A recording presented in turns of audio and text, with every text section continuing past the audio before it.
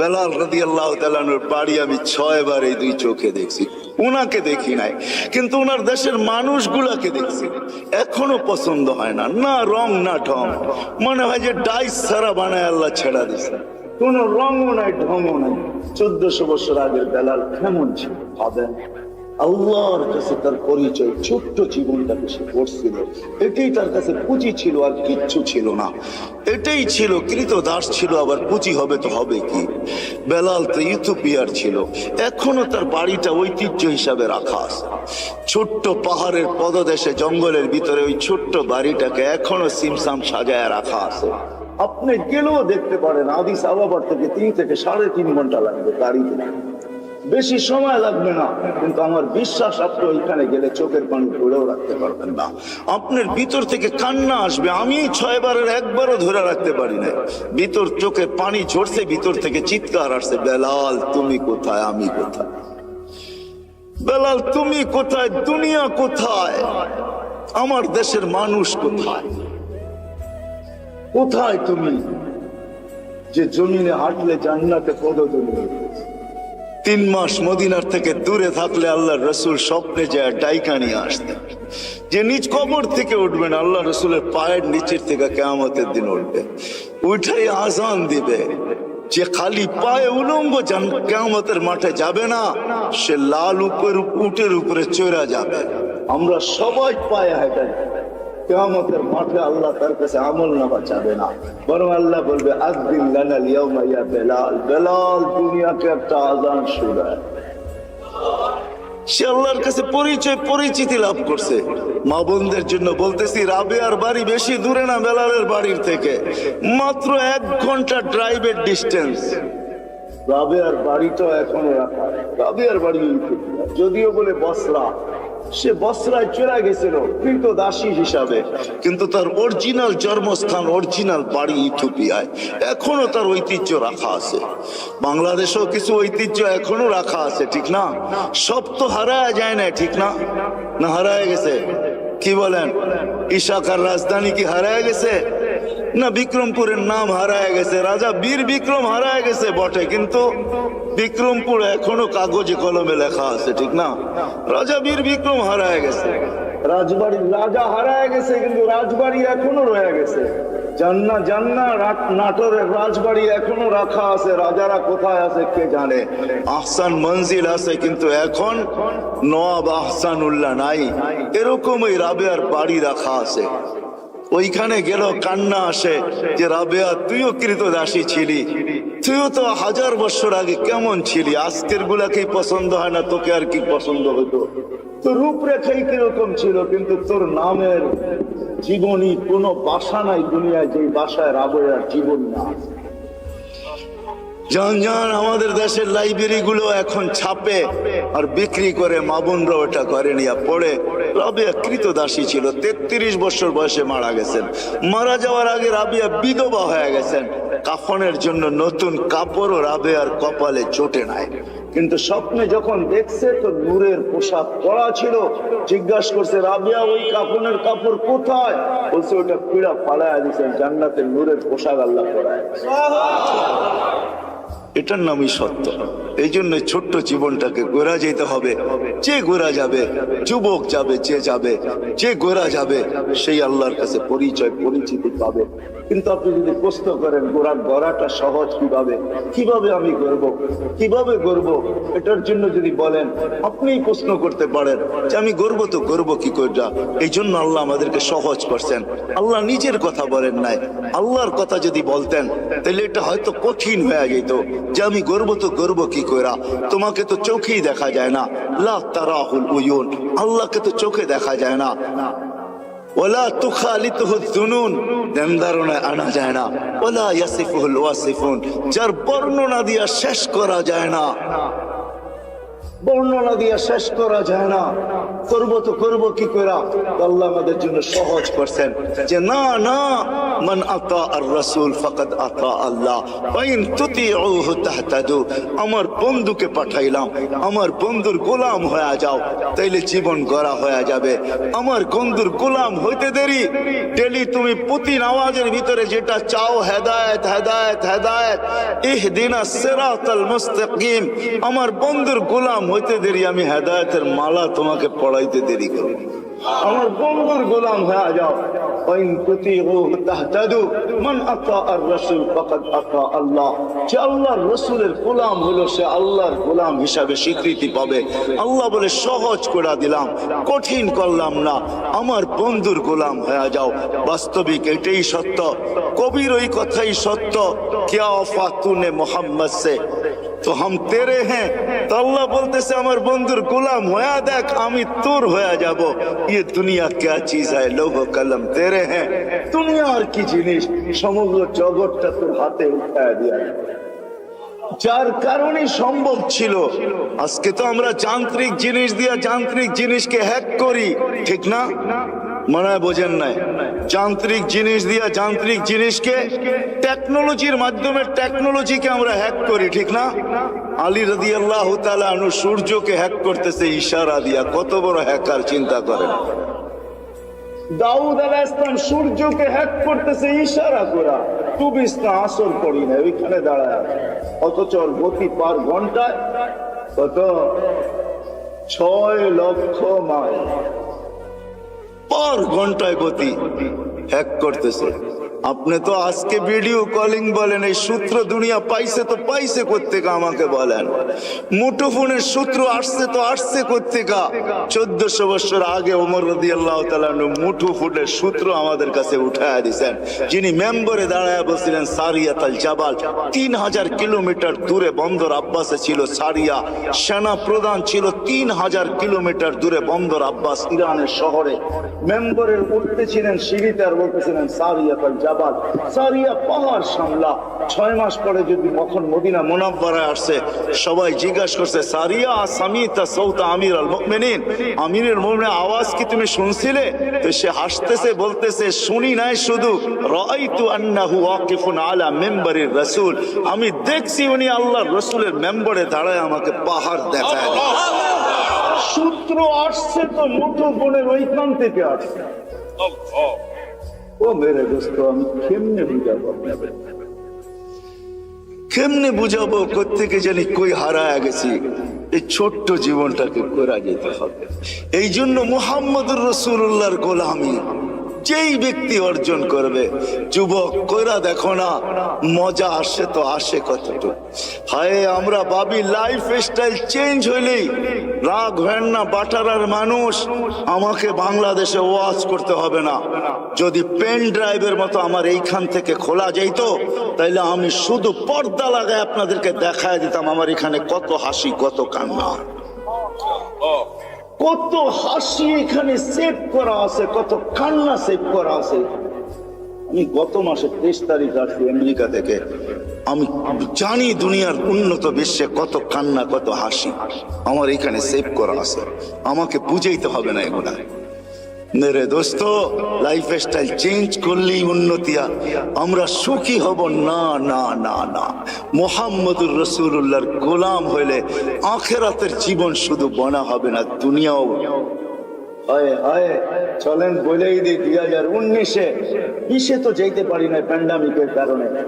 21-এ যখন গেছি, 2019-এ আমি এয়ারপোর্ট থেকে বাহির হয়েছিলাম, আমেরিকার কোন এয়ারপোর্ট থেকে। তো আমার সাথে এক মুসলমান ছেলে দাড়ি টুপিওয়ালা মাকে হুইল চেয়ারে নিয়ে আসতেছিল।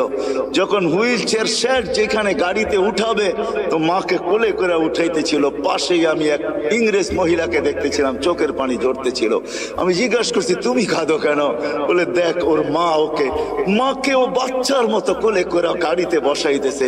আমার সন্তান কোথায় হারায় গেছে আমি জানি না, শুধু বৎসরে 2টা দিন, একটা দিন আমার কাছে আসে, যেদিন মাদার ডে হয়, একটা কেক নিয়ে শুধু আমার কাছে আসে, আর কোথায় হারায় গেছে আমি জানি। পায়ে হাত রেখা বলি আমাকে বুঝায়েন না আপনারা। আমি দুনিয়া চষতে চষতে ভিতরে সব শেষ হয়ে গেছে। দুনিয়ার কোন এরকম জায়গা নাই। কোরআনে যা আছে, যতটুকু আছে, আল্লাহ আমাকে চষায় ফেলছে। কেন চষাইছে তাও জানি না। হয়তো আমাকে পিটাবে বেশি, এই জন্য হয়তো চষাইতে পারে, যে তোকে পিটাবো বেশি এই জন্য দেখায় তোকে পিটাবো, এটাও হতে পারে, জানি না। কিন্তু আমি চৈষা বলতেছি, লাইফ স্টাইল চেঞ্জ করলেই জীবন সুখী হয়। হায় হায়, আমি বাংলাদেশিদেরকে চিনি চিনি চিনি, অনেককে চিনি, যারা হাতে যারা চোখের পানি ছড়ায়। প্রত্যেকবারই 2-4 জনকে পাই। মা বাবা বাবা বলে, মার সাথে তো সাক্ষাৎ হয় না, কিন্তু বাবা বলে হুজুর দোয়া করেন। আমার জানা ছিল না যে বুড়া বয়সে আমার ছেলের ঘরে আমাকে চাকর হইতে হবে, আমি জানি না। আমার জানা ছিল না, যদিও আমার কাছে গ্রিন কার্ড, যদিও আমার কাছে আমেরিকান পাসপোর্ট, কেননা 2 জনেই জব করে, এদের বাচ্চাগুলোকে দেখবে কে, তো দেখবে কে। চিলড্রেন কেয়ারে দিলে ডলার গুনতে হবে, আমাদের 2 জনকে গ্রিন কার্ড দিয়ে নিয়ে আসছেন। আমরা ঘরের ভিতরে থাকি, সবকিছু আমাদেরকে দেখতে হয়। যদি একটু কিছু 19 থেকে 20 হয়, ছেলে যদি কিছুও না বলে, তো বৌমার তোর চোখ রঙা নিয়ে আমাদেরকে সহ্য করতে হয়। বিদে আমার জানা ছিল না শেষ বয়সে আমার ছেলের ঘরে আমাকে চাকর, রাগ হয় না, পায়ে হাত রাখলে যে আমাকে বুঝে হবে। বিদায় লাইফ স্টাইল চেঞ্জ করলেই আমরা সুখী হব না। মুহাম্মদুর রাসূলুল্লাহ গোলাম হইলে সুখী হব দুনিয়া আখেরাতে। ওই রসুলের গোলাম যে আরশে যে আমাদের জন্য চোখের পানি ঝরাইছেন। বাটারার উলামা তাহকিক পড়ে কোরআনিয়ান যখন আরশে পৌঁছে, তো আল্লাহ জিজ্ঞাসা করছে কি করতে আসছেন, কি চান এখানে আইসা, চাবেন কি আমার কাছে? বলছে লা আসআলুকা বিনতি ফাতেমা ওয়ালা আসআলুকা আম্মি আব্বাস, আমি চাচাও চাই না, মেয়েও চাই না, আসআলুকা উম্মতি, আমি উম্মত চাইতে আসছি। ওইখানে লজিক দিছেন, যুক্তি দিছেন, আনতা রব্বুল কারীম আনা নবিয়্যুর রহিম, আপনি রব্বে করিম আগে, আমি নবী রহিম পরে, পিছে কাইফা তুদাইয়ু হাযিল উম্মাহ বাইনাল কারীম ওয়ার রহিম, কিভাবে আমার উম্মত দুইয়ের মাঝে হারায়া যাবে আমি সহ্য করতে পারবো না। শুরুতে আপনি, শেষে আমি, উম্মত জাহান্নামে চলে যাবে আমি সইতে পারবো না। তো আল্লাহ ওয়াদা করতেছে কাসসামতুল কিয়ামাতা কিসমাইন, আমি কিয়ামতকে 2 ভাগে ভাগ করছি বন্ধু, কোনো কারণ নাই চিন্তার। লা ইউখসিকা ফি উম্মতিক, আপনার উম্মতের জন্য আপনার কপালে আপনাকে আমি দুঃখ দিব না, ব্যথা দিব না, আপনাকে লজ্জিত করব না, কপালে বাজ আসতে দিব না। আমি কিয়ামতকে 2 ভাগে ভাগ করছি। এক riwayate এটাও আছে, আল্লাহ বলছে আনা মালিক ইয়াউমিদ্দিন আনতা সাহিবা ইয়াউমিদ্দিন, বন্ধু আমি কিয়ামতের মালিক বটে, বাদশা কিন্তু আপনি। আল্লাহ রসুলকে সান্ত্বনা দিয়েছেন, বলছে কিয়ামত 2 ভাগে ভাগ করছি, সালতুতা শাফি তুশাফা, ওই দিন আপনি চাবেন আমি দিব, সুপারিশ করবেন আমি মঞ্জুর করব। ও যুবক একটু বলো না, যাকে মাকামে মাহমুদে উঠায় নেওয়ার জন্য জিবরিল আসবে, মাকামে মাহমুদে যাবে আর চেয়ারে বসবে, হাত রেখা দাঁড়ায় থাকবে। আল্লাহ বলবে চেয়ারে বসেন না কেন? বলে বসলে 3 জায়গায় আমার উম্মতের জন্য ছুটবে তো ছুটবে। বলছে কোন 3 জায়গায় দৌড়াইবেন? কেন হাউসে কাউসারে দৌড়াইতে হবে না, আমার উম্মতকে পেহলা পয়রা আমি নিজে পানি পান করাবো, আমি করাবো না তো করাবে কে? আবার দৌড়াবো মিজানের পাল্লায়, সামনে ঝুঁকে কি ঝুঁকে না, এটা পর্যালোচনা, ওটা পরিলক্ষিত করতে হবে আমাকে, দেখতে হবে আমাকে। যদি সামনে না ঝুঁকে তো আপনি তো ওয়াদাই করছেন, চাইলে দিবেন, সুপারিশ করলে মঞ্জুর করবেন, ওইখানে দাঁড়াই হাত উঠায় দিব। কেননা কোরআনে আপনি আমাকে বলেন না সাউফা ইউতিকা রাব্বুকা ফাতারদা, আপনাকে রাজি করেই ছাড়বো। ওই সময় তো আল্লাহ রাসূল ওয়াদাই করছেন, আল্লাহর সাথে দোয়াই করছেন, সাক্ষী রাখছেন জিবরিলকে, হাত্তা ওয়াল্লাহি লান আরদা হাত্তা ইয়াকুনা ওয়াহিদ মিন উম্মতি ফিন নার, একজন উম্মত জাহান্নামে থাকা পর্যন্ত আমি আপনার উপরে রাজি হব না। ও যুবক, এর গোলাম বনেন, ও ভাই এর গোলাম বনেন, যে কিয়ামতের মাঠেও আপনার জন্য ছুটবে, তারপরে পুলসেরাতে দৌড়াইতে থাকবে। যদি পার না হইতে পারে তো দুরূদ যদি জীবনে একটাও পড়া থাকি, একবারও পড়া থাকি, ওটাকে মাথার উপরে দিয়া পার করায় দিবে। কিয়ামতের মাঝে যিনি ছুটতে থাকবেন। হাদিস অনেক ছিল, রাত্র অনেক হয়ে গেছে, নাইলে দেখাইতাম কোন নবী আল্লাহ আমাদেরকে দিছিলেন। আরে চলেন চলেন, যে মৃত্যু লগ্নে, যার 9 ঘরে চুলা জ্বলে নাই, 9 ঘরে খাবার নাই, যে নিজে ক্ষুধার্ত দুনিয়ার থেকে যাইতেছেন, 9টা ফ্যামিলি রেখা যাইতেছেন, যাদের ঘরে কোনো খাদ্য নাই। আম্মা জান আয়েশা রাদিয়াল্লাহু তাআলা আনহা বলছেন যে বাতি জ্বালানোর তেল ছিল না, যদি থাকতো তো খিদা নিবারণের জন্য পান করে নিতাম। এরকম 9টা ফ্যামিলি রেখা যেতেছেন, হাসান হোসাইনকে রেখা যেতেছেন, আলী ফাতেমাকে রেখা যেতেছেন, যারা সবাই ক্ষুধার্ত। আল্লাহ নবী দুনিয়ার থেকে গেছেন ক্ষুধার্ত, এক বেলার না দুই বেলার না কয়েক বেলার ক্ষুধার্ত দুনিয়ার থেকে গেছেন। খাওয়ার কিচ্ছু ঘরে ছিল না। ওই মুহূর্ত হাসান হোসেনের জন্য চোখের পানি ঝরে নাই। যারা কলিজার টুকরা ছিল, হায় রাত্র অনেক হয়ে যাবে। একদিন দুই ভাই আসছে আল্লাহ রসুলের কাছে, বলতেছে নানা জান আপনি উত্তম না আমরা উত্তম? আল্লাহ রসুল সাদা সিধা জবাব দিছে আমি উত্তম। দুই ভাই হাসতে হাসতে কুটা কুটা হয়ে গেছে। আল্লাহ রসুল বলছে হাসো কেন?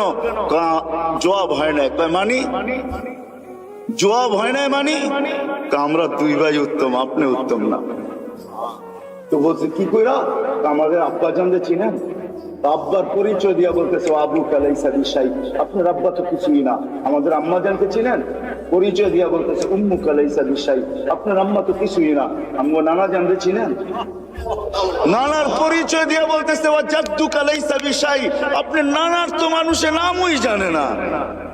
আল্লাহ রসুল দুইজনরে উঠায় চুমা দিয়া বলতেছে মাইনা নিলাম তোমরাই উত্তম।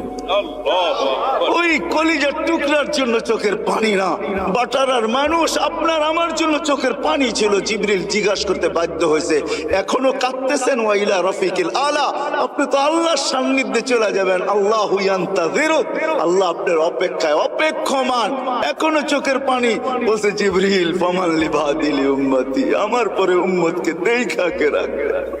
আজকে ওই উম্মত বলে লাইফ স্টাইল চেঞ্জ করলে আমি সুখী হব। ওই উম্মত বলে লাইফ স্টাইল চেঞ্জ করলে সুখী হব। ওই উম্মত বলে রাগ হয় না। চলেন শেষ হাদিস শুনায়া দেই, তাহকিক উলামা কইরা নিবে। জিবরিল যখন পর মারবে কবর থেকে আথার থেকে উঠানোর জন্য, মাকামে মাহমুদে নিয়ে যাওয়ার জন্য, তখনও উঠবেন ওয়া হুয়া ইয়াবকি ওয়া ইয়াকুল, চোখে পানি থাকবে, মুখে চিৎকার থাকবে আইনা জিবরিল আইনা উম্মতি। জিবরিল আমার উম্মত আমার রিসেপশনে আসে না কেন? তুমি একা কেন? উম্মত কি জাহান্নামের পারে চলে গেছে? তো জিবরিল কসম খায়া বলবে মা শাক্কাল আরদা আহাদুন ইল্লা আনতা, আপনি ব্যতীত সৃষ্টির ভিতরে কেউ উঠেই নাই। উম্মত উঠবে কোত্থেকে? আপনি শান্ত হন, চলেন মাকামে মাহমুদে, তারপরে উম্মত আসবে। উঠলে না রিসেপশনে আসবে। নবী কবর থেকে টানতে ওনার লাইফ স্টাইল ওটার ভিতরে রাখা আছে। আপনার আর আমার এই ছোট্ট জীবনটাকে করা মুহাম্মদুর রাসূলুল্লাহর মতো দয়ালু রবি। হায় হায় আল্লাহ কি দিছে আমাদেরকে আমরা জানি না। এই জন্য আসেন আজকে ওনার গোলামি অর্জন, যে ওনার গোলাম হয়ে যাবে। যুবক হয়ে দেখো জীবন কিরকম। মা বোনদেরকেও বলবো, আর ওনার জীবনের সবচেয়ে বড় আদর্শ যেটা, সেটা হলো 5 ওয়াক্ত নামাজ। কি দুনিয়া আসতে দেরি, চেষ্টা করতে দেরি করেন নাই, ওইদিকে গেলে আরো লম্বা হয়ে যাবে। মাত্র দুনিয়াতে চাদরে রাখা হয়েছে, গুইরা লম্বা সেজদা। আম্মা জান বসে মা কুলতা কুলতা মা কুলতা, তুই যেন কি বলছিস আমি বুঝি নাই। লম্বা সেজদা, ওইটা বৈশা আত্মাহিয়াতর সুরতে বৈশা আঙ্গুল উঠাইতে দেরি, সমগ্র জগৎ আলোকিত হইতে দেরি হয় না। আমি তো বলি সেজদা দেন নাই, আমাদেরকে মেসেজ দিচ্ছেন। আমি তুর পাহাড়ও দেখছি। হায় হায়, ওইখানে যাওয়ার পরে হাদিস আমার মনে যে আমি কথা বলি, কারোর সাথে কথা বলবেন? তো আল্লাহ জবাব দিছে হ্যাঁ বলবো, কিন্তু শোনো তোমার সাথে কথা বলি পর্দার ওই পার থেকে, এই তুমি এই পারে আমি ওই পারে, এমন না যে আমি চূড়ায় তুমি পদদেশে। বলছে এক উম্মত আসতেছে, আমি দুনিয়াতে 4 সাথেই কথা বলবো, পর্দার এই পার থেকে ওই পার, কিন্তু আমার বন্ধুর সাথে না। আমার বন্ধুকে তো ডাইকা নিয়া কাওবা কাওসাইনিয়া ওয়াদনা ফাদানা ফাতাদাল্লা ফাআওহা ইলা আবদিহি মা আওহা, কাছে বসায় কথা বলবো, আর বন্ধুর উম্মত আমার সাথে কথা বলবে কথা। কিন্তু ফালা হিজাবা বাইনি ওয়া বাইনাহুম, এদের মাঝে আমার মাঝে কোনো পর্দা থাকবে না। মুসা আলাইহিস সালাম জিজ্ঞাসা করছে কখন কথা বলবে? বলে ইদ হুম ইয়াসজুদুন, যখন তারা সিজদায় যাবে। সিজদায় হায় হায়, জীবন গড়ার সবচেয়ে বড় মুহাম্মদুর রাসূলুল্লাহর জিন্দেগির সবচেয়ে বড় জিনিস যেটা, মুখ্যম জিনিস যেটা, যেটা সিল লাগায় নিয়ে আসছেন। বলে না একের 1 না 101 না, একই যেন প্রবাদ বাক্য আছে না, আরে এরকম এক আমল নিয়ে আসছেন যেটা একটাই 100 না, একটাই জিন্দেগি। এই জন্য হাদিস সিল মাইরা নিয়ে আসছেন, ইদা সালুহা সালুহা সাইরুল আমাল, নামাজ ঠিক তো জীবন ঠিক, নামাজ ওকে তো জীবন ওকে। 5 বার আল্লাহ ডাকে, ওই আল্লাহ ডাকে, ওই আল্লাহ যিনি আমাদেরকে অস্তিত্ব দিয়েছেন, ওই আল্লাহ ডাকে যিনি 99 পদের মালিক। কয়টা? এই জন্য আসেন, ওয়াদা করেন যে আজকের থেকে নবীর গোলাম হব। ওয়াদা নামান, আজকের থেকে নামাজ ছাড়বো না। কে কে ওয়াদা করতে পারে যে আজকের থেকে নামাজ কোনো অবস্থায় ছাড়বো? আমি বিশেষ করে যুবকদের পায়ে হাত দিয়া বলি, ছাড়বো না নামাজ। জানো না যুবক তুমি কোথায় পৌঁছবে? যদি 5 ওয়াক্ত নামাজও গ্যারান্টির সাথে বাজমাত পড়তে পারো, তা একটা দিন আসবে আল্লাহ তোমাকে দেখা লজ্জা পাবে। আমি হাদিস দিতে পারি, হাদিসই আছে। এই জন্য বাংলাদেশ নড়ে চড়ে পড়ে না, কেন বাংলাদেশের সাথে আল্লাহ সম্পর্ক। হাজারো লক্ষ যুবক বাংলাদেশে আছে যাদেরকে দেখে আল্লাহ লজ্জা পায়। শুধু মাদ্রাসা না, স্কুলও আছে, কলেজও আছে, ইউনিভার্সিটি তো আছে।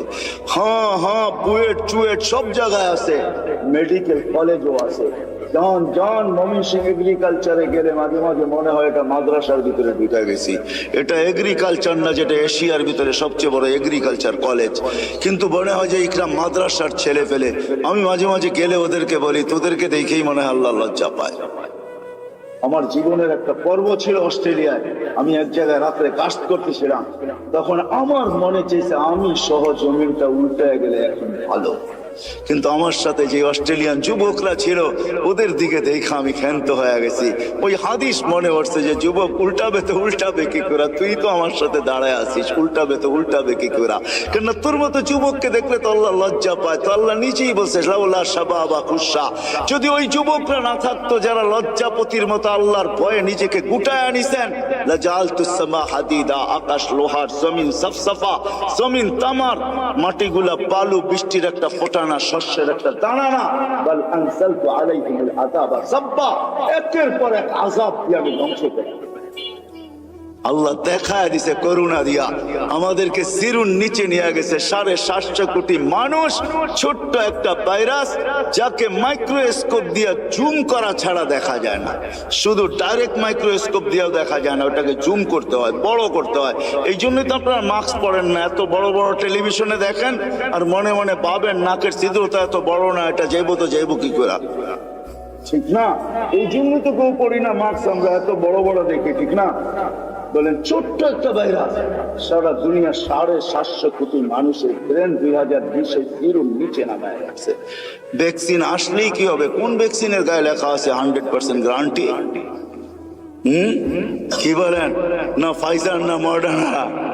আপনি বলেন আপনি কি দেন না? না, দিতে হয়েছে, অনেক আগে দিয়ে ফেলছে, বাধ্য হয়ে দিতে হয়েছে। আল্লাহ দেখায় এই জন্য আসেন মেরে দোস্ত, 5 ওয়াক্ত নামাজ যুবক আজকের থেকে যেন না ছোটে। নবীর স্টাইল, নবীর জিন্দেগি গ্রহণ করো, দেখো তোমার লাইফে মজা আসে কিরকম। লাইফটা দিছেন আল্লাহ এনজয় করার জন্য, কিন্তু তুমি যেটাকে এনজয় মনে করতেছো, দিস ইজ নো এনজয়। এটা এনজয় না, 2 দিন পরেই তুমি দেখবে এটা এনজয় না।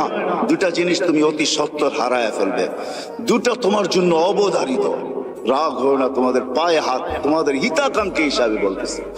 অল্প বয়সে যৌবন হারায় ফেলবে, অল্প বয়সে, হাদিসের ওয়াদা, অল্প বয়সে যৌবন হারায় ফেলবে।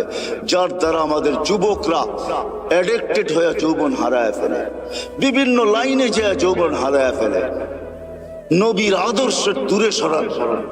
আর দ্বিতীয় হলো 50-এর আগে মৃত্যু। আমি আপনাদেরকে বানাইতে চাইতেছি না, এই জন্য নামাজ কোনোদিন ছাড়বো না ইনশাআল্লাহ। হ্যাঁ, আর সর্বশেষ কথা, এটা সামনে দিছে বিদায় বলতেছি, বলছে বিদায় এরকম না। যেটা বলতেছিলাম, বাংলাদেশ নড়ে চড়ে পড়ে না, এই জমির সাথে আল্লাহর বিরাট বড় একটা ভালোবাসা আছে। আমার কাছে অনেকগুলো সূত্র আছে, আমি তালাশ করে দেখছি, দুনিয়া দেখেই বলতেছি। মক্কা, মদিনা, বাইতুল মুকাদ্দাস ভিন্ন কথা, এই 3টাকে নিয়ে কোনো তুলনা হয় না, আলোচনা হয় না। এছাড়া বাংলাদেশের জমিনের মতো দুনিয়ায় কোনো জমিন আল্লাহ তৈরি করেন নাই। এই জমিনের মতো পরিবেশ দুনিয়ার কোথাও নেই। এত দাড়ি টুপি, এত জুব্বা, এত পর্দা নিশিন রাত্র 11, সাড়ে 12টা 36 বাজতে চলছে। দুনিয়ার কোথাও আপনি দেখাইতে পারবেন না এত রাত অবধি বসে আল্লাহ রসুলের কথা চাতকের মতো শুনে, এরকম দুনিয়ার কোনো দেশ নেই। ময়মনসিংহ, সিলেট চলে যান, সারা রাত্র ওয়াজ হতে থাকে। বাংলাদেশের জমিনের সাথে আল্লাহ সম্পর্ক, এই জন্য এখানে একটা বিচিত্রময় পরিবেশ আছে যেটা দুনিয়ার কোথাও নাই। আমি ঘুরা বলতেছি, যতদিন এই পরিবেশটা টিকা থাকবে আমার বিশ্বাস এই দেশ নড়বে চড়বে, কিচ্ছু হবে না। কেননা এই দেশের কোনো গলি নাই যে গলিতে মসজিদ না আছে, কোনো গলি নাই যেখানে মাদ্রাসার সাইনবোর্ড না আছে, কোনো গলি নাই যেখানে দুই একজন আলেম বাস না করে। বাংলাদেশের ভিতরে এই পরিবেশটা যদি আমরা টিকায় রাখতে পারি, এটার জন্যই প্রয়োজন এটা, যেটা আমার আগে যিনি উনিও বললেন, এটা বেশি না, 1 স্কয়ার ফিট জায়গা আপনার মা বাবার নামে দিয়ে দেন। আমি একটা প্রশ্ন করলে কেউ হাত তুলতে পারবেন না। আমার বিশ্বাস এখানে মনে হয় একজনও নাই যে প্রতিদিন মা বাবা থাকুক আর না থাকুক, যাদের নাই তাদেরকে প্রশ্ন করি যে প্রতিদিন বাহির হওয়ার সময় মা বাবার নামে 2 টাকা সদকা করে বাহির হই, একজনও হাত উঠে দেবেন। হয়তো কিছু লোক হাত এটা উঠাবেন, এটাও যদি প্রশ্ন করি, ইমাম সাহেব যদি দোয়া না করে রব্বির হামহুমা কামা রব্বায়ানি সগীরা, তো কেউ এখানের বহুত বেশিরভাগ লোক হবে যে আমি নিজের থেকে নিজের স্মরণে প্রত্যেক নামাজের পরে আমি মা বাবার জন্য হাত তুলে দোয়া করি। এরকম লোকের সংখ্যা এখানে কয়জন হবে? এই তো একজন, অল্প কয়েকজন হাত উঠান দেখেন যে আমি নিজের থেকে। না না, সবাই উঠান না, যারা করেন নিজের থেকে, যে প্রত্যেক নামাজের পরে আমি নিজের থেকে। ইমাম সাহেব চাকান না, ইমাম সাহেব চাইলে তো আমরা সবাই চাইতে থাকি, ঠিক না? নিজের থেকে। অথচ মা বাবা কবরে চলে গেছে। হ্যাঁ, হায় আপনার আমার সন্তান এরকমই হবে যে 2 টাকা, অথচ মা বাবা কষ্ট করে আমাদেরকে কোথায় পৌঁছায় দিয়ে গেছেন। মা বাবার নামে আপনি 1 স্কয়ার ফিট জায়গা নিয়ে আনেন, 1 গ্লাস পানি দিয়েও এই উম্মত জান্নাতে যাবে। 1 গ্লাস পানি দিয়ে, শুধু একটা নেকি দিয়েও এই উম্মত জান্নাতে যাবে। এই জন্য সবার কাছে দরখাস্ত, নিবেন তো ইনশাআল্লাহ? কে কে চেষ্টা করবেন দেখি, হাত উঠান তো, যে আমরা চেষ্টা করব কমসে কম 1 স্কয়ার ফিট জায়গা নেওয়ার জন্য। আমি নাম নুম লিখবো না, শুধু হাত দেখবো বাস। হয়তো আমি চেষ্টা করব, নাহলে আমি দায়িত্ব নিব। দুইটা কিন্তু 2 শব্দ, আমি চেষ্টা করব বা দায়িত্ব নিব। 1 স্কয়ার ফিট জায়গার পয়সা জোগাই। এরকম কে কে আছেন? হাত উঠান তো দেখি। মাশাআল্লাহ, আল্লাহ কবুল করুন। কি বলেন? তো আমার সাথে এক মুসলমান ছেলে দাড়ি টুপিওয়ালা মাকে হুইল চেয়ারে নিয়ে আসতেছিল। যখন হুইল চেয়ার সেট যেখানে গাড়িতে উঠাবে, তো মাকে কোলে করে উঠাইতেছিল। পাশেই আমি এক ইংরেজ মহিলাকে দেখতেছিলাম, চোখের পানি ঝরতেছিল। আমি জিজ্ঞাসা করছি, তুমি কাঁদো কেন? বলে, দেখ ওর মা মাকে ও বাচ্চার মতো কোলে করে গাড়িতে বসাইতেছে। আমার সন্তান কোথায় হারায় গেছে আমি জানি না।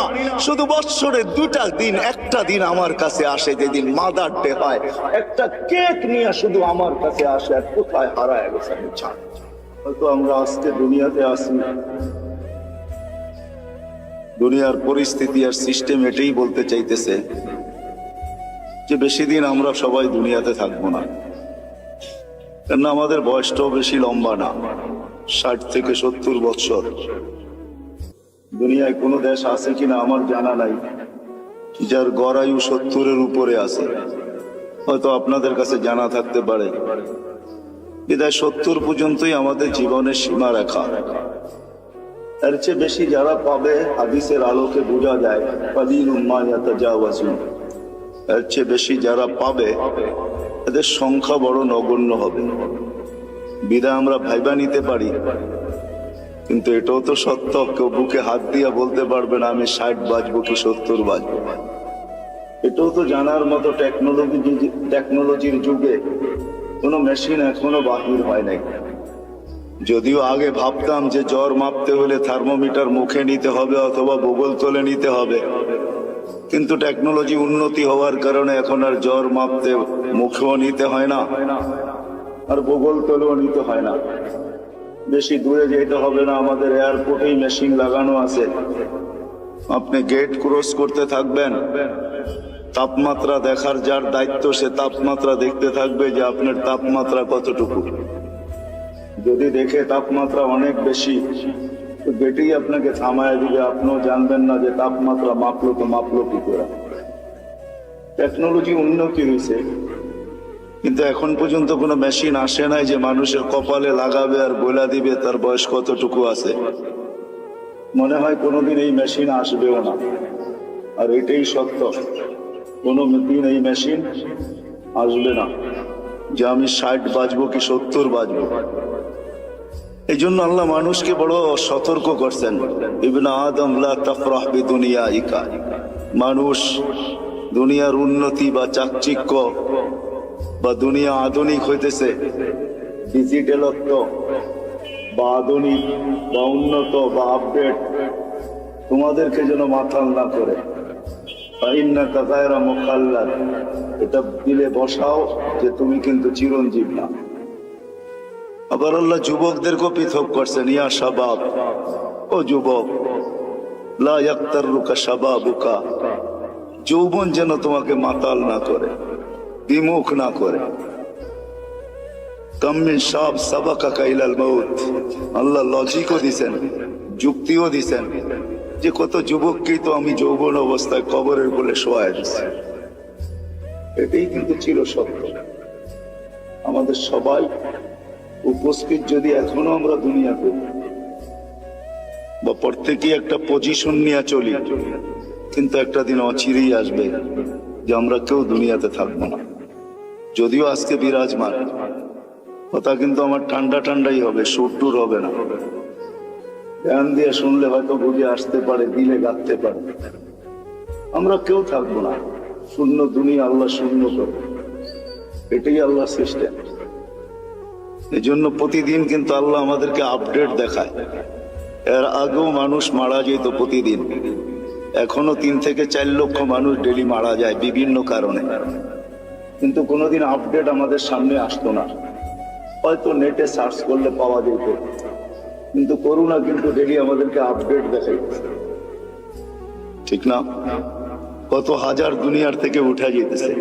আলহামদুলিল্লাহ আমাদের দেশে নাই, না আসুক এটাই আমরা চাই। আমাদের দেশ করোনা মুক্ত হোক, এটাই আমাদের সদা সর্বদা দোয়া।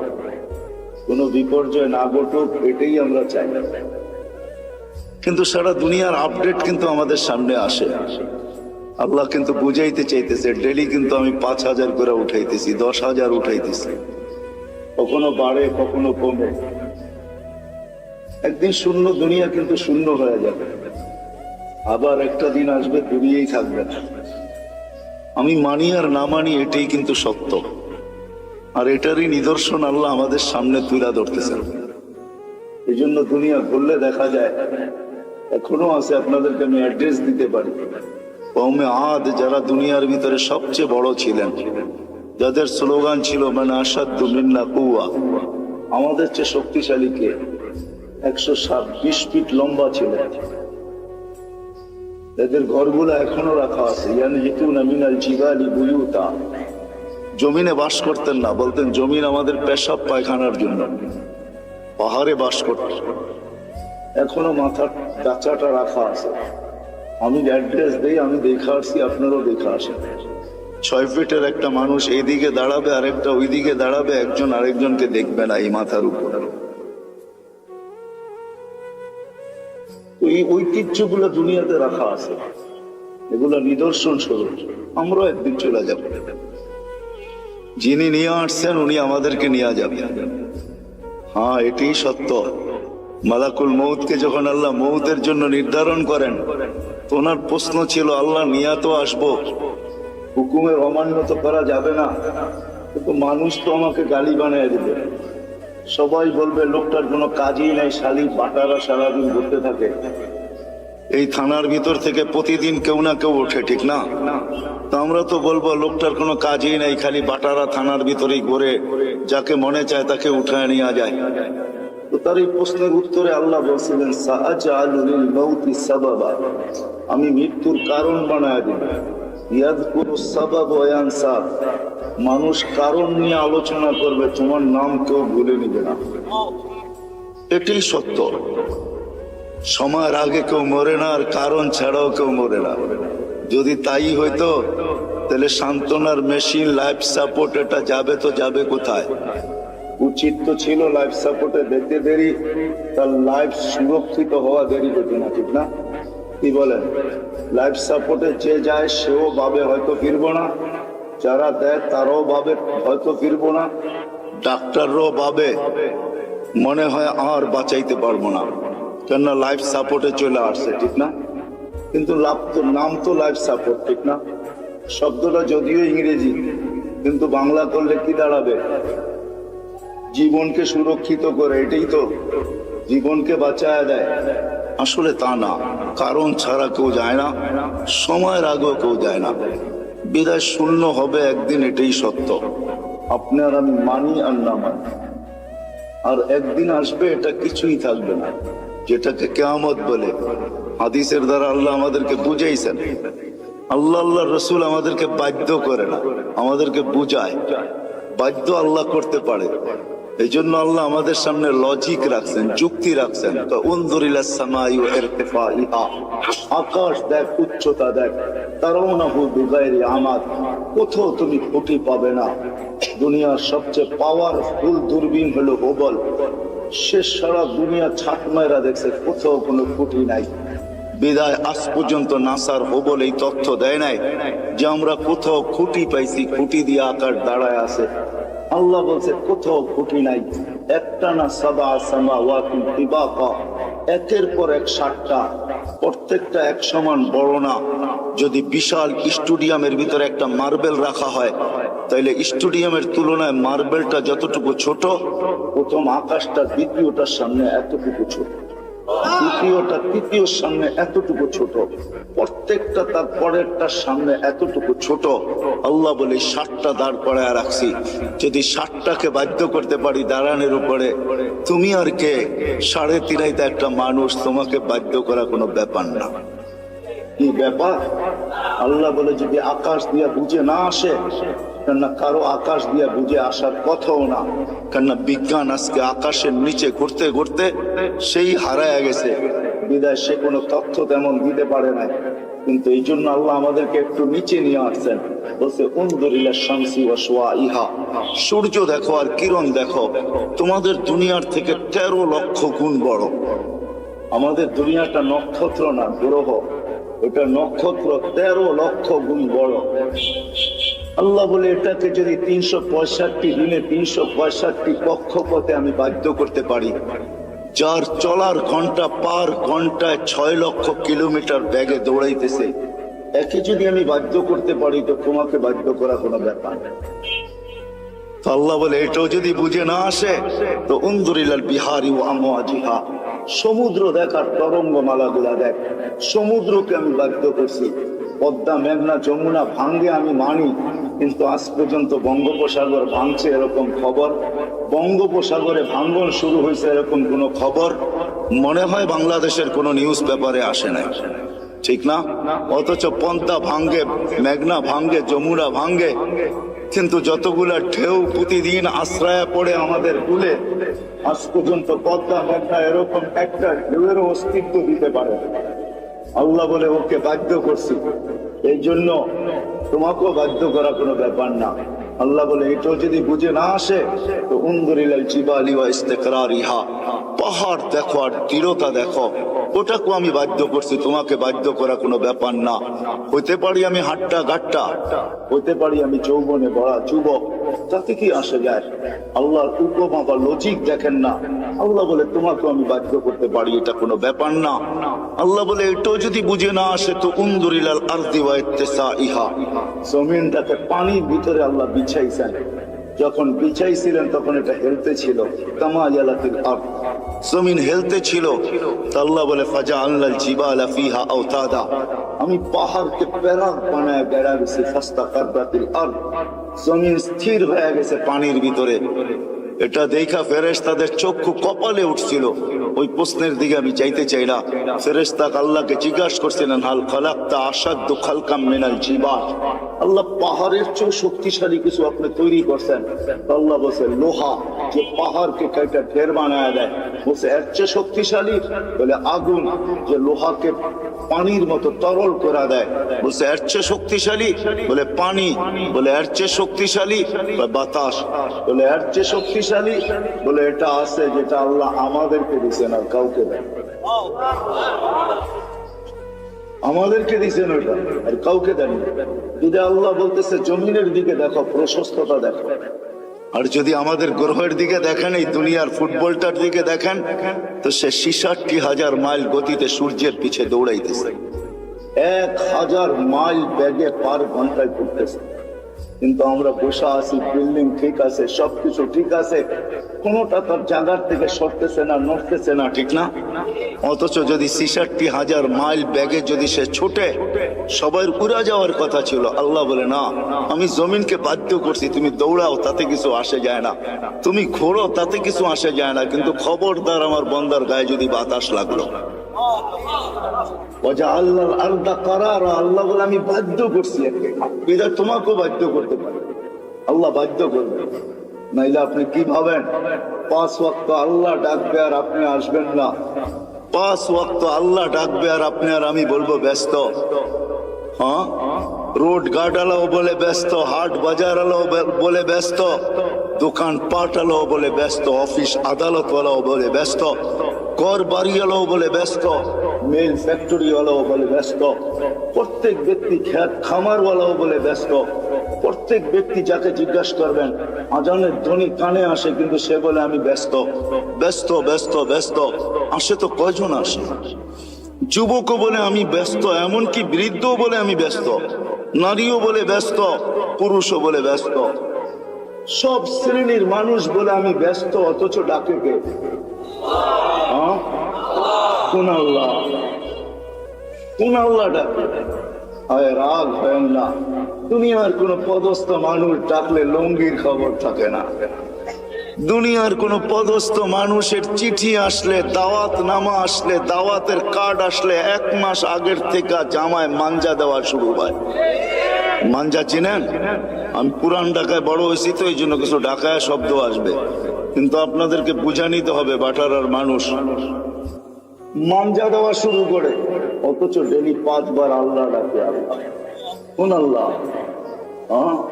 আল্লাহ নিজেই বলতেছেন, আমার আল্লাহ নিজেরই পরিচয়। কোন আল্লাহ? এই জন্য আল্লাহর থেকে যখন বিমুখ হয়, ডাকার পরেও যখন আসে না, তো আল্লাহ নিজেই বলতেছে মান আরাদা আন্নি নাদাইতুহু মিন কারিব, যে আমার থেকে বিমুখ হয়ে যায়, সবকিছু পাওয়ার পরে হারায়া যায়। যুবক যৌবন পাওয়ার পরে, রূপসী রূপ পাওয়ার পরে, দোকানওয়ালা দোকান পাওয়ার পরে, হাটওয়ালা হাট পাওয়ার পরে, বাজারওয়ালা বাজার পাওয়ার পরে, অফিসওয়ালা অফিস পাওয়ার পরে, আদালতওয়ালা আদালত পাওয়ার পরে, মেইলওয়ালা মেইলে পাওয়ার পরে, ফ্যাক্টরিওয়ালা ফ্যাক্টরি পাওয়ার পরে, বাড়িওয়ালা বাড়ি পাওয়ার পরে, ঘরওয়ালা ঘর পাওয়ার পরে, সবকিছু যখন আমরা পাওয়া যাই, তখনই আসলে আমরা হারায়া যাই।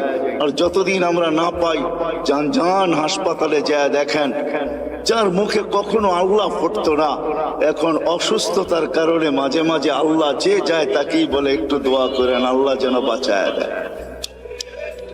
এরকমও লোক শত শত পাবেন।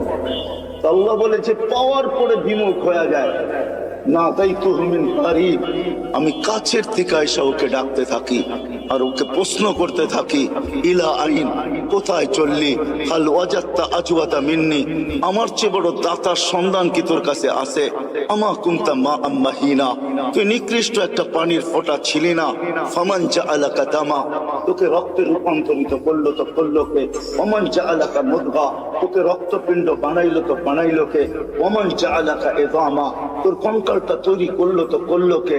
ওমান কাসা আলাইহি লাহমা, এর উপর এত সুন্দরভাবে গোস্তের আবরণ চড়াইলো তো চড়াইলো কে? বল। আল্লাহ প্রশ্ন করে বল, আমা কুনতা সাগীরা, তুই কি ছোট্ট ছিলি না? আমা কুনতা যায়ীফা, তুই কি দুর্বল ছিলি না?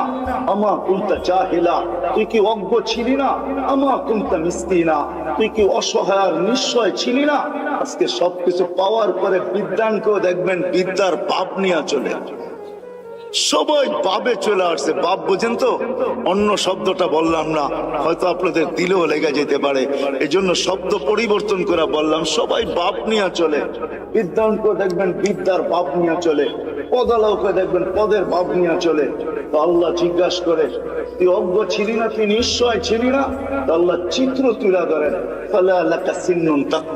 তোর তো দাঁত ছিল না এক সময়, তুই কাটবি দূরের কথা, মার পেটের থেকে যখন আসছিলি তো তোর তো দাঁত ছিল না। ওয়ালা লাকা লিসানুন তানতিক, জিহ্বা ছিল কিন্তু বাক শক্তি ছিল না। ওয়ালা লাকা উদুনুন তাসমা, কান ছিল কিন্তু শ্রবণ শক্তির কার্যকারিতা ছিল না। ওয়ালা লাকা আইনুন তানজুর, চক্ষু ছিল দৃষ্টি শক্তির কার্যকারিতা ছিল না। ওয়ালা লাকা আকলুন তুমাইয়িজ, মগজ ছিল ভালো মন্দ বুঝার মতো ক্ষমতা তোর ভিতরে ছিল না। ওয়ালা লাকা কালবুন তাতাফাক্কার, দিল ছিল একটা ছোট কিন্তু চিন্তা কি জিনিস তুমি জানতে না। ওয়ালা লাকা ইয়াদুন তাবতিশ, হাত ছিল ধরার ক্ষমতা ছিল না। ওয়ালা লাকা রিজলুন তামশি, পাও ছিল কিন্তু চলার ক্ষমতা ছিল না। তারপরে আল্লাহ প্রশ্ন করেন, আলাইসা কাযালিক, এরকম কি ছিল না? কি বলেন? হ্যাঁ হ্যাঁ, এরকম ছিল না? আল্লাহ বলে, ফাকাত তাতাহাররাক, তুই নড়াচড়াই করতে পারতি, আর কিচ্ছু না। তোকে এই পর্যন্ত আমি আল্লাহ পৌঁছেছি। কে পৌঁছেছে? আল্লাহ বলে, কিভাবে পৌঁছাইছি এটাও দেখ। তোর অস্তিত্ব হইতে দেরি আমি তোর মার সিনার ভিতরে দুইটা পিওর দুধের ঝর্ণা জারি করতে দেরি করে, যার বিকল্প কিয়ামত পর্যন্ত কেউ পাবে না। হতে পারে দুধ বড় দামি দামি আছে, ডাব্বার দুধ বড় দামি দামি আছে, কিন্তু মার দুধের বিকল্প নেই। হ্যাঁ, আপনি যত ব্র্যান্ডের দুধ বলবেন আমাকে বুঝাইতে হবে না, রাগ হবেন না। ব্র্যান্ডের যত দামি দুধ ডাক্তার লেখক না কেন, মার দুধের কোনো বিকল্প নেই। আল্লাহ বলে, হাত রাখি শীতা, শোন শোন, শুধু এখানে শেষ না, শীতের ছোঁয়া লাগতে দেরি আমি আল্লাহ কুদরত দিয়ে গরম করতে দেরি, বারিদান ফিস সাইফ, গরমের ছোঁয়া লাগতে দেরি আমি ঠান্ডা করতে দেরি করি নাই। এইভাবে তোর ভিতরে আমি ঢুকাইছি। শুধু এইখানেই শেষ না, চাল তুলাকা হানানা, তোর জন্য আমি সবার দিলের ভিতরে ভালোবাসার চাল বুনছি। নাইলে তুই যে কষ্ট দিছিস মাকে, মা তো উচিত ছিল তোকে নিক্ষেপ করা, বাহির হইতে দেরি ফুটবলের মতো নিক্ষেপ করা দেরি হতো না। কেননা মা যে কষ্টকে সহ্য করছেন, কোরআন বলতেছে ওয়াহনিন আলা ওয়াহনিন, এমন কষ্ট স্তূপের একটার উপরে একটা পাহাড় বানায় দিছেন কষ্টের, তারপর ওই কষ্ট বুকে ধারণ করছেন আর মুস্কি মুস্কি হাঁটছেন। সবাইকে যদি জিজ্ঞাসা করে হাসো কেন এত কষ্ট, বলে শুধু চেহারা দেখতে দাও, কষ্ট বলতে দেরি হবে না। ইমাম গাজালি লেখছেন, যদি যান্ত্রিক রূপ দেওয়া যেত মার কষ্টকে, কসম খোদা, টেকনোলজির যুগে যদি কোনো মা বাচ্চাকে যখন পেটে রাখে, ওটাকে যদি টেকনোলজির মাধ্যমে কোনো রূপ দেওয়া যেত আর নিক্ষেপ করা যেত কোনো কঠিন পাথরের পাহাড়ে, তো ইমাম গাজালি লেখেন লান শাক্কাল জিবাল, পাহাড় টুকরা টুকরা হয়ে যেত। আল্লাহ বলে, আমি ভালোবাসার তুফান চালাইছি তোর মার দিলের ভিতরে, যার কারণে ভালোবাসার তুফান আর বন্যার কারণে তোর মা সবকিছু সহ্য করছেন, কিন্তু তোকে কিছু হইতে দেন নাই। বলে ভালোবাসার মাত্রা কতটুকু ছিল? বলে ফালা ইয়ানাম হাত্তা তানাম, তুই না খাইলে আমি খাইতেও দেই নাই। ফালা ইয়ানাম হাত্তা তানাম, তুই না ঘুমাইলে মা বাবাকে আমি ঘুমাইতেও দেই নাই। কিন্তু তুই তো ছিলি অসহায়, তুই এটাকে কাজে লাগাবি কি করা? এই ভালোবাসার সমুদ্রে মাঝে মাঝে তুফান উঠাবি কি করা? এই জন্য তুই আসতে দেরি, আমি তোকে কান্না শিখাইতে দেরি করি নাই। ওটা কান্না ছিল না, ওটা জাদুর বাঁশি ছিল, জাদুর বাঁশি। এটা হেমেলিনের বাঁশি ছিল, এটার ভিতরে জাদু ভরা ছিল। এই জন্যই তো হাদিসের শব্দ ফালাম্মা বাকাইতা সাইলাইকা জামিয়া, তুই কান্নার সুর তুলতে দেরি, সবাই তোর দিকে দৌড়াইতে দেরি। দাদা যত বড় পীর হোক আর গৌস হোক আর কুতুব হোক, নাতির কান্না যখন কানে যায় না, ভিতরটা ফাটতে শুরু করে আর দৌড়াইতে শুরু করে। কাঁদে তো কাঁদে কেন? আরে গৌস আর কুতুব আর কি, দুজাহানের বাদশাহ মুহাম্মদুর রাসূলুল্লাহ, যাকে সৃষ্টি না করলে আল্লাহ কিছুই করতেন না, যার সুবাদে আমরা এখনো চলতেছি। নাইলে আল্লাহ আমাদের চালানের কথা না, আমাদেরকে চালানের কথা না, এক কদম আমরা চলার কথা না, শুধু চলতেছি তো ওনার সুবাদে চলতেছি, ওই নবীর সুবাদে চলতেছি, কারণে চলতেছি, ওনার সাথে অঙ্গীকার, এই জন্য চলতে পারতেছি।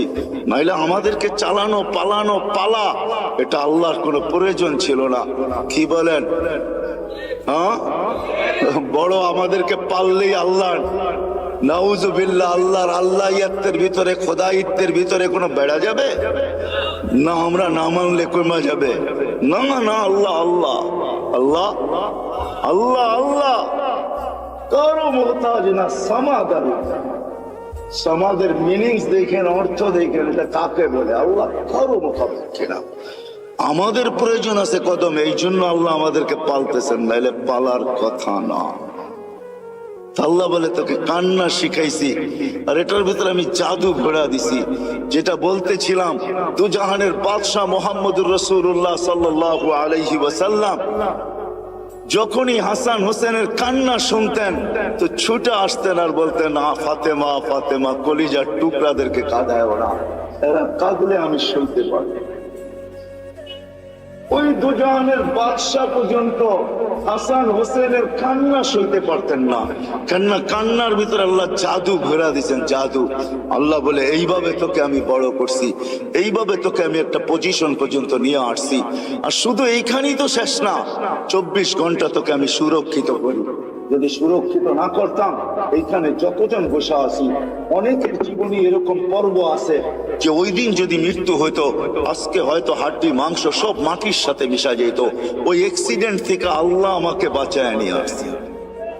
আছে না এরকম দুই একটা পর্ব? 24 ঘন্টা আল্লাহ বলে সুরক্ষিত করি তোকে, 24 ঘন্টা সুরক্ষিত করি। আমি যদি তোকে সুরক্ষিত আল্লাহ বলে 24 ঘন্টা তোকে সুরক্ষিত করি, আর 24 ঘন্টা তুই আমাকে ভুলা থাকিস। শোন শোন, আমি যদি সুরক্ষিত না করতাম, লাবতালাতিল আরদু ফি বাতনিহা, জমিন বহুত আগে তোকে পেটে নিয়ে নিত। লা আদরাকাতিল বাহরু ফি কারিহা, সমুদ্র বহুত আগে তোমাদেরকে তলদেশে নিয়ে নিত। লা আহলাকাতিল মালাইকা, ফেরেশতা বহুত আগে তোমাদেরকে চটকাইতে চটকাইতে সাইজ করে ফেলতো। আমাদের বডিটা এমনি পরিচালিত হয় না। 10 জন ফেরেশতা ডে শিফটে ডিউটি করে, 10 জন নাইট শিফটে ডিউটি করে। প্রত্যেকের জন্য 20 জন ফেরেশতা ডেইলি ডিউটি করে 24 ঘন্টায়। দিনে 10 জন, রাত্রে 10 জন, যে আপনাকে আমাকে সুরক্ষিত করে। বাকি বডিটা পরিচালনার জন্য অনেক ফেরেশতা আছে। এখানে শিক্ষিত সমাজ, আমি যদি প্রশ্ন করি হার্ট কি দিয়া চলে, আপনারা বলবেন বাল্ব দিয়া চলে, ঠিক না? এটাই তো বলবেন। আমি যদি প্রশ্ন করি বাল্ব কি দিয়া চলে, কি জবাব আপনাদের কাছে বলেন? জান এখানে হাসপাতালও আছে, জিজ্ঞাসা করেন। ফরাজি হাসপাতালে জিজ্ঞাসা করে আসেন যে বাল্ব কি দিয়া চলে, তো বলবে জানি না বাল্ব কি দিয়া চলে। আরে আরে, হার্ট কুদরত দিয়া চলে। ফেরেশতা 5 করে, আলা ইন্না কলবি ইবনে আদম মালাইকাতুন মুআক্কালা, একজন ফেরেশতা আছে যে হার্টকে 5 করে, 5 চিপটায় রক্ত বাকি হয়ে যায়, ছেড়া দেয় আবার তাই না। আল্লাহ আমাদেরকে সিস্টেমের মাধ্যমে চালান। 24 ঘন্টা ফেরেশতা আমাদেরকে সুরক্ষিত করে, আল্লাহ সুরক্ষিত করে। আল্লাহ বলে, যদি সুরক্ষিত না করতাম, আমি ডাকি তারপরও আসো না, কিন্তু আমি তারপরও তোমাকে সুরক্ষিত করি। হ্যাঁ হ্যাঁ, শোনেন তাহলে দ্বিতীয় হাদিসও শুনালেন। জমিন প্রতিদিন বলে, আলা কুল্লা ইয়াউমিন ওয়াল আরদু তাস্তাযিনু রাব্বা, জমিন প্রতিদিন বলে আল্লাহ অনুমতি দেন না, কি করবে?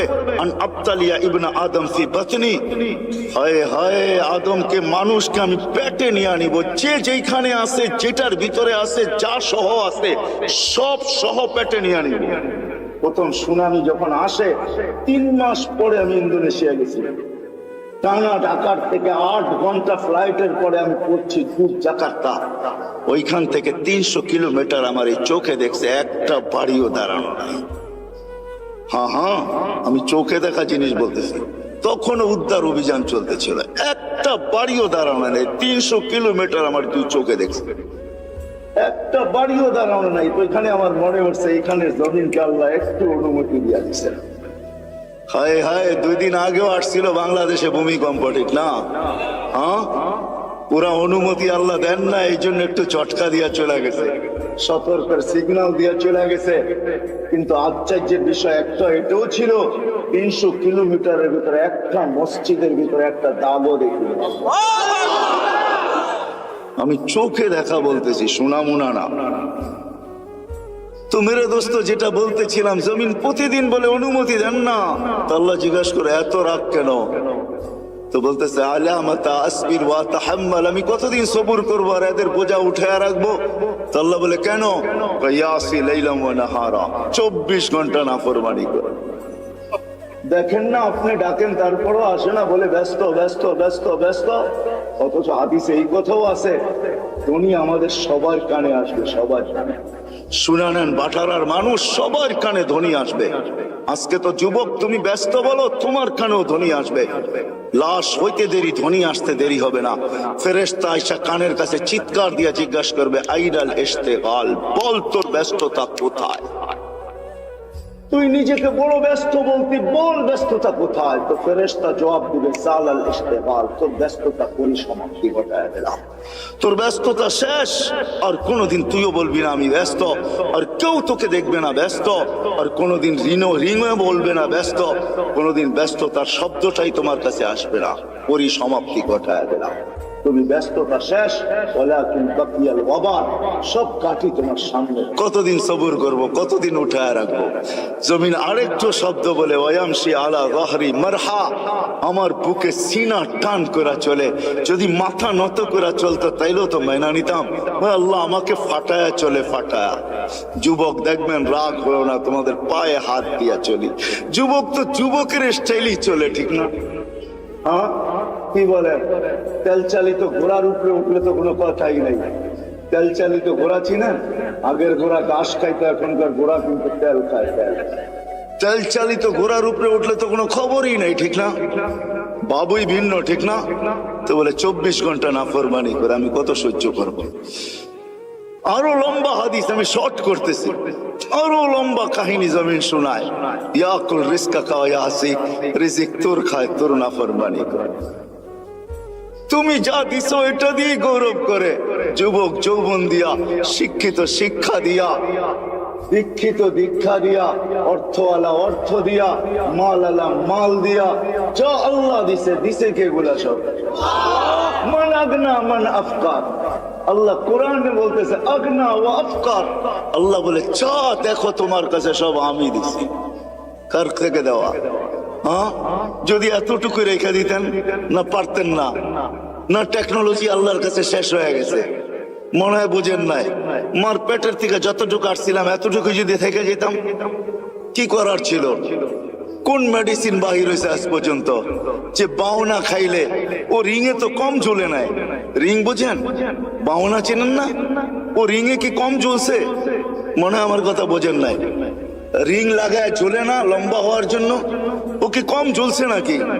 তারপরও কি বাউনা শেষ হয়ে গেছে? আসছে কোনো মেডিসিন যেটা খাইলে লম্বা হয়ে যাবে? আজ পর্যন্ত কোন বাউনা রিঙে ঝুলে লম্বা হবে বলেন? কোথায় মেডিসিন? আল্লাহ বলে পারতাম তোকে ছোট না, আমি তোকে বড়, আমি তোকে শক্তিশালী সুঠাম করছি। জমিন বলে রিজিক তোমার খায়, তোমার নাফরমানি করে। তো আল্লাহ জিজ্ঞাসা করে নিবে তো নিবে কিভাবে? পেটে। তো জমিন জবাব দেয় আতা জাল জাল জাহারি, আমি আমার পিঠটাকে হেলায় দিব, সব পেটে নিয়ে আনিব। পিঠ হেলানো বোঝেন? হ্যাঁ হ্যাঁ, ভূমিকম্প, ভূমিকম্প। জমিনের পেটেই হেলে, জমিন হেলে না, যেটার নাম ভূমিকম্প। ইন্দোনেশিয়ার ভাষায় বলে কম্পা ভূমি, ভূমি কপে, ভূমি কাঁপে, পিঠটাই হেলে। হেলতে দেরি। আল্লাহ এই দেশের উপরে দয়া করছেন। আমি তো বইলা বেড়াই, বাংলাদেশের সাথে আল্লাহর বিশেষ একটা সম্পর্ক আছে আমি মনে করি, যার কারণে এই দেশ নড়ে চড়ে পড়ে না। কোনো কিছু হোক, এ দেশে কোনো বিপর্যয় ঘটে না। আলহামদুলিল্লাহ আবহাওয়াবিদরা 10 নম্বর মহাবিপদ সংকেতের ফেলাক পর্যন্ত উড়াইয়া দেখছে, কয়েকটা কলা গাছ পড়ছে, আর কিচ্ছু হয় না এই দেশে, ঠিক না? হ্যাঁ, অথবা দেখেন আপনি দুনিয়ার কোন দেশ 10 নম্বর মহাবিপদ সংকেত উড়াইছে আর বিপর্যয় ঘটে নাই? 6.1 আসছে, কয়েকদিন আগে পাকিস্তানে 5.6 আসছে, 32 জন মারা গেছে, এলাকাকে তাবা বানায় থুয়ে গেছে, বাড়িগুলাকে দশায় থুয়ে গেছে। আমাদের ঢাকা শহরে 7.8 পর্যন্ত আসছে 3-4 বছর আগে, 31st নাইটের পরের দিন কোনো বিপর্যয় ঘটে নাই। এগুলো আমাকে প্রমাণ দেয় এই দেশের সাথে আল্লাহর বিশাল একটা সম্পর্ক মনে হয় আছে, যার কারণে নড়ে চড়ে এটা পড়ে না, আর ইনশাল্লাহ পড়বেও না। এই জন্য আমি শেষ জায়গায় চলে আসছি, 12টা 4 বাজতে চলছে। মেরে দোস্ত, এখানে থাকা যাবে না। নিয়ে আসছেন উনি, নিয়ে যাবেন উনি, ওনার কাছে চলে যেতে হবে, আল্লাহর কাছে চলে যেতে হবে। এইখানে থাকা যাবে না, কিন্তু নিজেকে গোড়া নিয়ে যাবে। যে গোড়া নিয়ে যাবে নিজেকে, যেমন আল্লাহ চান, যেমন আল্লাহ রসুল চান, তখন আর আল্লাহ বর্ণ দেখবে না, তখন আর আল্লাহ ভাষা দেখবে না, তখন আর আল্লাহ দেশ দেখবে না, তখন আর আল্লাহ বংশ দেখবে না, তখন আর আল্লাহ সোসাইটি দেখবে না, দুনিয়ার কোন জিনিস আল্লাহ দেখবে না। যে নিজেকে গোড়া নিয়ে যাবে, নারী গড়বে, পুরুষ গড়বে, যুবক গড়বে, বৃদ্ধ গড়বে, এমনকি গরিবও যদি নিজেকে গোড়া নিয়ে যায়, আল্লাহ রসুলের দোয়া তার সাথে আছে। আল্লাহ রসুল, আমরা এখানে যারা বসে আছি সবাই তো দোয়ার ভিতরে বলি আল্লাহ কিয়ামতের দিন নবীর সাথে উঠায়েন, ঠিক না? কিন্তু নবীজি তো আজ পর্যন্ত কোনোদিন বললো না যে আমার সাহাবীদের সাথে আমাকে উঠায়েন, উলামাদের সাথে আমাকে উঠায়েন, গৌসের সাথে উঠায়েন, কুতুবের সাথে উঠায়েন। আল্লাহর নবী তো বলে ওই গরিবদের সাথে উঠায়েন যে জীবনটা গোড়া নিয়ে আসছে। আল্লাহুম্মা হশুরনি ফি সুমরাতিল মাসাকিন, কারণ এটাই, যে গোড়া নিয়ে যাবে মেরে দোস্ত, সে আল্লাহর কাছে পরিচয় পরিচিতি পাবে। চাই দুনিয়ার হতভাগা গরিব হোক, তাতে কিছু আসে যায় না। এই জন্য দুনিয়ার আধিপত্য হাজারো মানুষের হাতে হইতে পারে, হাজারো শ্রেণীর হাতে হইতে পারে, কিন্তু কিয়ামতের আধিপত্য কিন্তু গরিবদের হাতে, আর কারো হাতে না। এই জন্যই আল্লাহ রসুল গরিবদের সাথে উঠতে চাইতেছেন, কেননা গরিবরা কবর থেকে উঠবে, ফেরেশতারা কানে কানে বলবে ইনতালিকু ইলাল জান্নাতি বিগাইরি হিসাব ওয়ালা কিতাব, তোমাদের হিসাবও নাই, কিতাবও নাই, সিধা জান্নাতে চলো। ওরা বলবে কিয়ামতের মাঠ, বলে ওইখানে তোমাদের কোনো প্রয়োজন নাই, চলো তো সিধা চলো। বরং এক রেওয়ায়েতে এটাও আছে, বলে ওইখানে গেলে বিপদও হবে।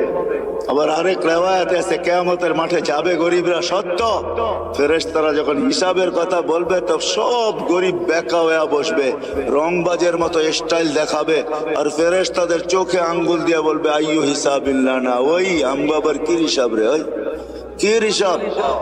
কথোপকথন চলতে থাকবে, আল্লাহ জিজ্ঞাসা করবে মানহুম ওমা ইয়াকুলুন, এরা তারা কি বলে? বলবে আল্লাহ সব ভিক্ষুকের দল, হিসাব দিতে রাজি না।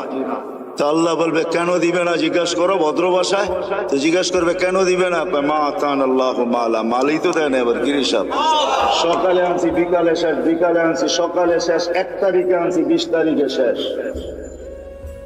আল্লাহ বলবে সাদাকু, এরা সত্য বলছে, সত্য। এই কথা শুনতে দেরি, ঐক্যজোট দুনিয়া আর কি, ঐক্যজোট তো কিয়ামতের মাঠে হবে, দেখবেন সারা দুনিয়ার গরিবদের ঐক্যজোট হবে। আবার স্লোগান দিবে আইয়ু হিসাবিল্লানা মা আতান আল্লাহু মালা ওয়ালিমাযা হাবিসতুম, আরে আল্লাহ তো মালই দেয় না, আমাদেরকে আটকায় রাখছো, তো রাখছো কেন? কিসের হিসাব আমাদের? মালই তো দেয় নাই, আটকায় কেন রাখছো? তো আল্লাহ বলবে, ফেরেশতারা বলবে আল্লাহ বড় গরম, টিয়ার গ্যাস না লাঠি চার্জ কোনটা করবো? আল্লাহ বলবে কিচ্ছু করতে হবে না, বাত্তুহুম অস্তুরুহুম, তাড়াতাড়ি লুকাও আর ডাকো। বলবে কেন? বলে যা সামনে শোনাবো ধনীরা একটাকেও যেতে দিবে না। বলছে কেন আল্লাহ? জাকাতের কাপড় দিছে, যদিও 1 দোয়া শেষ দিছে, তো দয়া তো করছে, ঠিক না? না করে নাই? হ্যাঁ, অল্প দেখার বেশি দেখ, দিয়া তো দয়া করে, ঠিক না? হাত পাতলে 2 টাকা হইলো তো দেয়, দয়া তো করছে। এটা বদলার দিন, বিদায় সামনে যা শোনাবো একটাকেও যেতে দিবে না, বিদায় ডাকো আর লুকাও, তারপরে বলো এদের কানে কানে চুপে চুপে জান্নাতে চলে যাবে। হ্যাঁ, নইলে ধনীরা এদেরকে আটকায় দিবে। তো মেরে দোস্ত, চলে যেতে হবে, পরিচয় পরিচিতি যে এই ছোট্ট জীবনটাকে গড়া যাবে, সে আল্লাহর কাছে স্থান পাবে, পরিচয় পাবে, পরিচিতি পাবে। আমি চোখে দেখা বলতেছি মেরে দোস্ত, কোন হাদিস তো পড়ে আগে পড়ছি, পরে চোখেও দেখছি, ওই কবর এখনো দুনিয়াতে রাখা আছে, যার থেকে এখনো সুঘ্রাণ বাড়ে। এখনো আমি অ্যাড্রেস দেই, আপনি দেখা আসেন। দুনিয়ার কোন পারফিউম এখন আর আমার নাকে পারফিউম মনে হয় না। আপনাকে আমাকে দুনিয়ার দামি দামি পারফিউম দেখাইতে হবে না, আপনাকে আমি দিয়া দিব, পারফিউম নিয়ে ওইখানে ছিটাবেন, দেখবেন নিমিষে চোখের পলকে ওটা হাওয়া হয়ে যাবে। ওইখান থেকে যে সুঘ্রাণ বাহির হইতেছে, ওটা ঘ্রাণ আপনার নাকে যখন লাগবে, তো দুনিয়ার কোন পারফিউম আপনার কাছে পারফিউম মনে হবে না। ওই ঘ্রাণের জায়গা এখনো রাখা আছে, চান আপনি চাই দেখা আসেন, আমিও দেখা আসি, আপনিও দেখা আসেন। ফেরাউনের বাড়ির কাজের মহিলা, জান জান মৌতার সাহাবীদের কবর থেকে এখনো সুঘ্রাণ বাহির হয়। জান জান জাফর ইবনে আবু তালেবের কবরে, জান জান আব্দুল্লাহ ইবনে রাওয়াহার কবরে, জান জান সাইদ ইবনে হারেসার কবরে, জান জান ওই সাহাবীদের কবর আমি চোখে দেখে আসছি, নাকে শুনে আসছি। কসম খোদার, ভিতরের কথা বলতেছে, দুনিয়ার পারফিউম আমার কাছে পারফিউম মনে হয় না। লাগাই বটে, কিন্তু ওই লাগাইতে দেরি, ওই ঘ্রাণ নাকে আবার বাড়ি খাইতে দেরি হয় না। মনে হয় ওইটাই তুফানের মতো আবার বাড়ি খায়, বিদায় সব ঘ্রাণ উড়া যায়। মনে হয় না পারফিউম এটা পারফিউম, আতর এটা আতর। যত দামি হোক না কেন, জান আপনিও দেখা আসেন যে ফেরাউনের বাড়ির কাজের বুয়ার কবর থেকে এখনো সুঘ্রাণ বাকি হয়। আল্লাহ রসুল জিজ্ঞাসা করেছে কতদিন বাহির হবে? শুধু কাজের বুয়া না, কাজের মহিলা না, তিনি তো দাসীও ছিল সে ফেরাউনের। ইউথোপিয়া তার বাড়ি আমি ইউথোপিয়া, আরে না, তার বাড়ি রাবিয়ার বাড়ি ইউথোপিয়ায়। ওই ফেরাউনের বাড়ির কাজের বুয়া, কাজের মহিলা, কি তো দাসীও ছিল সে ফেরাউনের। আল্লাহর কাছে পরিচিত ছিল, এখনো সুঘ্রাণ বাহির হইতেছে। 2.5 বছর পরে আল্লাহর রসুল যখন যাইতেছিলেন, সুঘ্রাণে দাঁড়াইতে বাধ্য হয়েছেন। কাহিনী বড় লম্বা। আল্লাহ রসুল জিজ্ঞাসা করছে কতদিন বাহির হবে? বলে ইলা ইয়াউমিল কিয়ামা, কিয়ামত পর্যন্ত বাহির হবে। এটা এখনো বাহির হচ্ছে, কিয়ামত পর্যন্ত আসল বাহির হবে কিয়ামত। সে পরিচিতি অর্জন করতে বড় কোরবানির মাধ্যমে। ওই কোরবানির দিকে গেলে অনেক লম্বা হয়ে যাবে, তাকে তেলে চলতে হয়েছে। শুধু সে জ্বলে নাই, 2টা ছোট ছোট বাচ্চা নিয়ে জ্বলতে হয়েছে। সে ফেরাউনকে স্বীকৃতি দেয় নাই, আনা রব্বুকুমুল আলা বইলা স্বীকৃতি দেয় নাই। তো ফেরাউন তার বাচ্চাদেরকে আগে কড়ার ভিতরে ঢালছে, জ্বলন্ত তেলের ভিতরে দুধের শিশুকে আগে ঢালছে। রু উঠা যখন উপরে যাইতেছিল, বাচ্চার রু মাকে সান্ত্বনা দিতেছিল, চিৎকার দিতে দিতে, উম্মি লা তাখাফি, মা ফেরাউন সামনে বিদায়, ভয় পাইস না, ওয়ালা তাহজানি, আমার বিচ্ছেদে দুঃখিত হইস না, ফা ইন্নাকি আলাল হক, তুই হকের উপরে আছিস, সানাজমাউ ফিল জান্নাতি ইনশাআল্লাহ, মা সবুর কর, একটু পরেই জান্নাতে আমাদের মিলন হবে। দ্বিতীয় মেয়ে ছিল, তাকেও ঢেলা দিছে। মা তো মাই হয়, চোখের পানি ধরে রাখতে পারেন নাই। একটু পর পর উপরে দেখতেন, হাত উঠাইতেন, ঠোঁট নাড়ায় কি বলতেন সেই জানে। ফেরাউন বলছে এরকম করিস কেন, হাত কেন উপরে উঠে, চোখের পানি কেন ঝরে, ঠোঁট নাড়ায় কি বলতেছিস আর কাকে বলতেছিস, আমাকে মাইনা নিলেই তো পারিস। বলে কখনো না, ওই আল্লাহকে বলতেছি। এরকম কুটি ফেরাউন নারাজ হয়, আমার কিছু আসে যায় না, তুই নারাজ হস, তাইলে সব হারায় যাবে, আমার দুনিয়াও যাবে, আখেরাতও যাবে, সব পরিচয় হারায় যাবে।